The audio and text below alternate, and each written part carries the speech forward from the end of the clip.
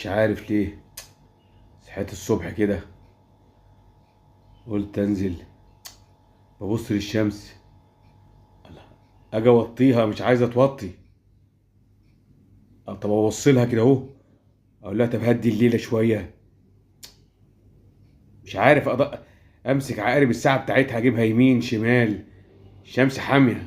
بصيت لها كده، قلت لها وطي شويه ربنا يهديكي. ما سالتش فيا. فضلت احاول معاها يمين شمال، مش عارف اعمل معاها حاجه طبعا.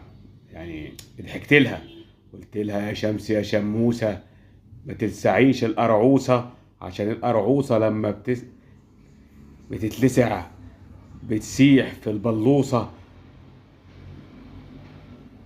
طب وبعدين اعمل ايه في الشمسايه دي؟